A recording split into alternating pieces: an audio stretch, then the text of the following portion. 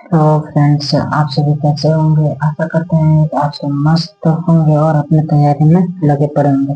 जैसे कि हमने पिछले दो वीडियो में दो अलग अलग परिभाषा और क्वेश्चनों को क्या किया है, सॉल्व किया है। तो आइए इस वीडियो में हम क्वथनांक के उन्नयन को क्या करते हैं समझते हैं, इसके परिभाषा को समझते हैं कि होता क्या कहता है, इसके क्वेश्चन को सॉल्व करेंगे। तो देखिए, क्वथनांक में उन्नयन का परिभाषा क्या होता है।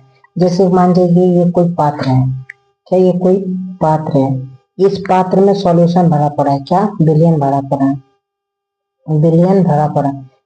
अगर इस बिलियन में हम कोई अभी अवाष्पशील पदार्थ, अवाष्पशील विद्युत अनअवघट्य, अवाष्पशील विद्युत अनअवघट्य पदार्थ, जैसे अब विद्युत अनअवघट्य पदार्थ वो पदार्थ होते हैं, विद्युत अनअवघट्य पदार्थ, विद्युत अनअवघट्य पदार्थ वो पदार्थ होते हैं जो कि धारा का प्रवाह नहीं होता है, जिसमें क्या होता है, धारा का प्रवाह नहीं होता है। जैसे हमारे यूरिया हो गया, यूरिया हो गया। जब इसमें हम मिलाते हैं इन सभी को विद्युत अवाष्पीय पदार्थ को इस सॉल्यूशन में मिलाते हैं तो इसमें क्या होता है, बिलियन में टेम्परेचर बढ़ता है, तो वृद्धि होती है।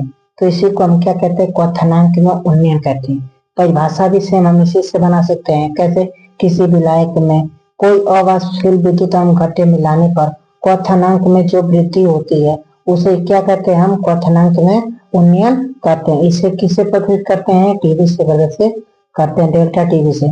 अब देखिए इसका जो सूत्र होता है, डेल्टा टीवी बराबर डब्ल्यू अपन में एन इंटू का 1000 डब्ल्यू वी इंटू का के वी होता है। और देखिए अब इन सभी को लिखते कहते हैं, मतलब डब्ल्यू ए को हम क्या लिखते हैं, डब्ल्यू वी को क्या लिखते हैं, सबको देखिए क्या 1/1 लिखते हैं कैसे। तो हमारा डब्ल्यू ए क्या हो गया, विलयन का भार, एम में क्या हो गया, विलय का अणु भार। उसके बाद हमारा डब्ल्यू बी क्या हो गया, विलायक का क्या होता है, विलायक का भार होता है, विलायक का भार हो गया। ये हमारा क्या हो गया, डेल्टा टीवी जो हो गया, ये हमारा क्या होता है, क्वथनांक में उन्नयन, क्वथनांक में उन्नयन। उसके बाद जो हमारा के भी होता है, ये मोलल उन्नयन स्थिरांक होता है। क्या होता है, मोलल उन्नयन स्थिरांक, मोलल उन्नयन स्थिरांक, उन्नयन स्थिरांक होता है। जैसा कि हमने अभी आपको क्वथनांक में उन्नयन का सूत्र बताया, आइए हम उस सूत्र की मदद से हम क्या करते हैं, इस सवाल को सॉल्व करते हैं। अब सबसे सवाल को सॉल्व करने से पहले इस क्वेश्चन में जो दिया उसको पहले लिखा जाए। देखिए अभी जो जी 3.25 मतलब 3.42 ग्राम दिया है, ये क्या दिया है, 100 ग्राम दिया है। इसको क्या मतलब, ये सब क्या दिया, इसको 1/1 हम लिख लेते हैं। अब देखिए जो ये दिया है, तो ये W मतलब हम बोलेंगे WA, WA हम क्या बोलते, WA को क्या बोलते हैं, विलय का भार बोलते हैं ना, विलय का भार। विलय का भार हमारा कितना दिया है, विलय का भार कितना दे दिया है, 3.42। अब विलय का अणु भार निकालने, MA निकालने के लिए हम क्या करते हैं, विलय का अणु भार निकालने के लिए, विलय का अणु भार निकालने के लिए हम क्या करेंगे, अणु भार, अणु भार निकालने के लिए हम इस सूत्र से निकालेंगे, C12H22O11 से हम क्या निकालेंगे, अणु भार निकालेंगे। अब कार्बन, कार्बन हमारा कितना होता है, 6, इसका अणु भार कितना होता है, 12। तो 12 में 12 का मल्टीप्लाई करेंगे, फिर प्लस ऑक्सीजन एक पे आता है, एक में 22 का गुणा करेंगे, फिर प्लस ऑक्सीजन कितने पे, 8, 8 पे आता है, इसका अणु भार कितना होता है, 16 इंटू हम क्या करेंगे, 11 करेंगे। जब इनको हम सॉल्व करेंगे, जब इनको हम क्या करेंगे, सॉल्व करेंगे, इसका तो 144 आ जाएगा, प्लस 22 आ जाएगा, प्लस मल्टीप्लाई करेंगे तो इतना, जब इन तीनों को ऐड करेंगे तो कितना आ जाएगा, 342 आ जाएगा। ये हमारा क्या निकल गया, अणु भार निकल गया।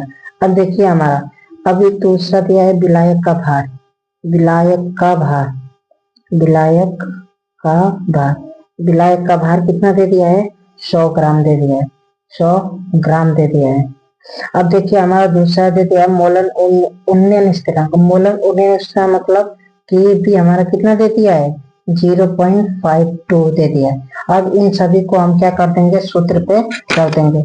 अब सूत्र पे रखेंगे तो हमारा क्या निकल जाएगा, डेल्टा टीवी निकल जाएगा। डेल्टा टीवी निकालने के लिए देखिए हम क्या करते हैं, डेल्टा टी बी बराबर क्या होता है डब्ल्यू ए अपन में एम ए इंटू का 1000 इंटू का के बी अपन में क्या होता है डब्ल्यू ए होता है। अब इन सभी को रख दीजिए डब्ल्यू बी, अब इन सभी को रख दीजिए 1 बाई 1 रख दीजिए। डब्ल्यू ए का मान कितना आया था 3.42, एम ए का मान कितना आया था 4342 1000, उसके बाद इसका 0.52, उसके बाद डब्ल्यू बी का मान कितना है हमारा डब्ल्यू बी का मान कितना है 100 ग्राम। अब इन सबको हम रख देंगे तो जो सॉल्व करके आंसर हमारा आता है